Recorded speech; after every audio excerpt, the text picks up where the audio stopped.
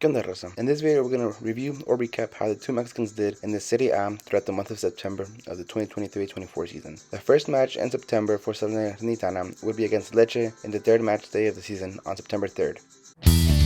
Salernitana, who were in tough place after drawing the first two matches against Roma and Udinese, would visit the Stadio Comunale Via del Mare in Lecce, which is on the heel of Italy, to play against a 7th place Lecce, who had beaten Lazio in their season opener and tied with Fiorentina. Ochoa would keep his spot in starting 11 following decent performances in the first two matches. Lecce would open the score early in the 6th minute with a header from a whipped cross that Ochoa could have done better to stop. Throughout the rest of the match, Ochoa had 4 saves to keep the score close, but a penalty in the 8th minute of stoppage time would double Lecce's lead and close the door on a draw. Lecce dominated the match with 20 shots, producing an XG of 1.9 compared to Salernitana's 11 shots and a 1.05 XG. Elsewhere in Italy, Genoa would be visiting Turin to face Torino at the Stadio Olimpico Grande Torino, and Johan Vásquez would be in the starting 11. Genoa sat in 11th place after a loss of Fiorentina in a win against Lazio in the first two, while Torino were in 16th after suffering a 4-1 defeat to Milan. This match was fairly even, with Torino having 10 shots and Genoa having 7, but the game stayed at a 0-0 deadlock until the 4th minute of stoppage time, when Radonjic ran down the left hand into the box and shot the ball into the roof of the net from the tightest of angles. The international break saw both Vásquez and Memo starting in the friendlies against Australia and Uzbekistan, which delivered disappointment to the fans as Mexico drew both matches. Johan failed to mark his man against Australia, leading to a goal, while Ochoa performed poorly and was the reason Uzbekistan scored the equalizer in the final minutes, from a free kick to his near post. Not a great confidence boost for either player, and it can be seen, especially in Ochoa. On the 16th, Genoa would have the tough task of hosting a 6th place Napoli at the Luigi Ferrari Stadium in matchday 4, who had surprisingly lost to Lazio during week 3. Vásquez would not start the game, but he would be subbed on in the 90th minute once the score was settled. And what a score it was. It would be Genoa who would take the lead first in the 40th minute from a corner before doubling their lead in the 56th. Napoli would wake up late in the match and score 2 to split the points. This was tough for Genoa, as realistically, they should have taken all 3 points, but a point against the defending champions is not something that you can complain about. There was a match to decide who was to keep the brown badge with a white animal on it, and unfortunately, it was Salernitana who had to change the badge after losing 3-0 to Torino. The first 2 goals I would have put up to Salernitana's defense. For the first goal, the defender just watched the Torino forward walk right in front of him and score the goal from a meter out. The second goal came as a result of a bad touch from a Salernitana defender who teed it up for Radonjic to curl it into the bottom right. And the last goal, I will admit, was completely on Ochoa. His positioning wasn't great and his touch to the ball was not strong enough.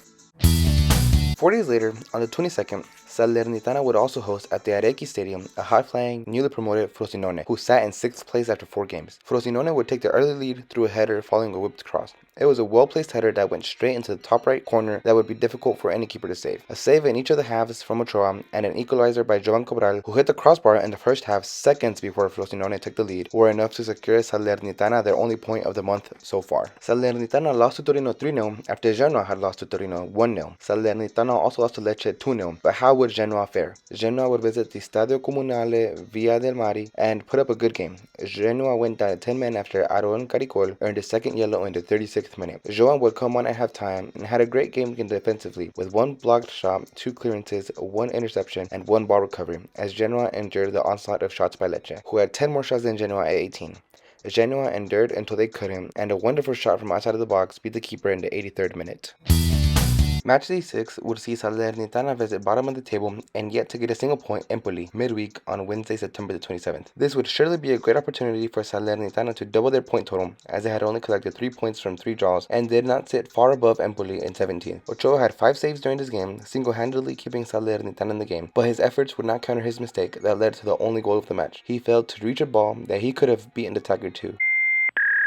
This result does not look good for Salernitana, who look like they may be en route to Serie B. Looking at the table, and 16th place Genoa would host an underperforming 13th place Roma, led by Jose Mourinho. Vásquez would be in the starting 11. Genoa would take an early lead in the 5th minute after Roma lost possession in their own half, but it wasn't long before Roma equalized in the 22nd. Johan failed to properly mark his man, who got ahead to the cross just behind him. Genoa's lead was restored just before halftime, and the lead was emphasized in the last 15 minutes of the second half, as they added 2 more to win the game 4-1. Roma had very much dominating performance with 13 shots and 71% possession, compared to 8 from Genoa and only 29% possession. Genoa were just more clinical, having half their shots on target and all of them being goals, while Roma only had 3 shots on target.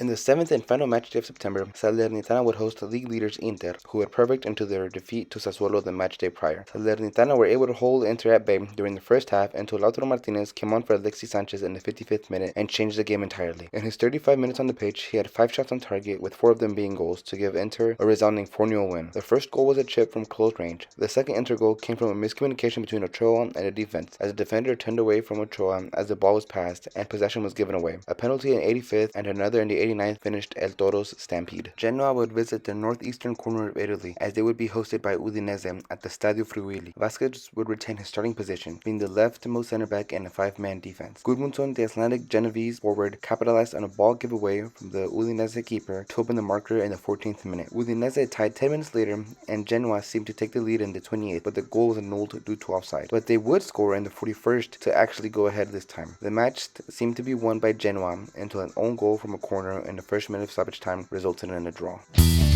Now we will analyze the stats of both Johan Vásquez and Memo to assess their performances throughout September. We'll start with Ochoa. You can only really judge his appearances, saves, goals conceded, and expected goals conceded from shots on target. In the 2 matches he played in August, he made 8 saves, but conceded 3 goals from an expected 1.92. Against Lecce, he conceded 2, 3 against Torino, 1 against both Frosinone and Napoli, and 4 against Inter, for a total of 14 goals conceded. His expected goals conceded so far this season is only 9.28, meaning he has conceded almost 5 more goals than he would be expected to. The only match that he performed well in this month was against the weakest opponent, Empoli. These stats are not looking good for Memo, as he has the worst difference in the league, with the only 2 other keepers coming close being Jose Martinez from Genoa and Rui Patricio from Roma, which are other teams currently struggling. Here are Salernitana's league positions after every match day. At the start of September, they were in 12th place, but their loss against Lecce dropped them down to 16th. Losing against Torino dropped them to 19th, but their draw against Frosinone raised them to 17th, just outside the relegation zone. However, losing to Empoli didn't move them, but losing to Inter dropped them into their relegation zone, where they currently sit at. As for Johan, there are a few more stats that he can be judged on, as he is an outfield player, but considering he's a defender, I'll focus more so on his blocks, clearances, interceptions, and ball recoveries. In a total of 436 minutes, or almost 5 full 90 minutes played, Johan has managed 2 shots blocked, 18 clearances, 5 interceptions, and 25 ball recoveries. Johan sits in 6th place for most tackles in the defensive third with 12. He is also in the top 10 for challenge success rate, passes blocked, and in the top 20 players in the league for tackles won and clearances. He is doing a respectful job for the Griffins, as he has earned his spot in the starting 11. As for the Griffins, they started September in 11th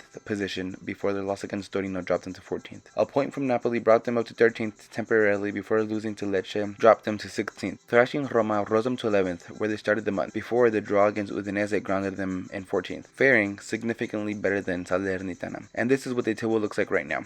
Salernitana in the relegation zone, yet to get a win with only 3 points from 3 draws and 4 losses. They have the second most goals conceded and the second worst goal difference. Genoa are doing somewhat better with 2 wins, 2 draws, and 3 defeats. Had they kept their wins in their games against Napoli and Udinese, they would be sitting in 7th.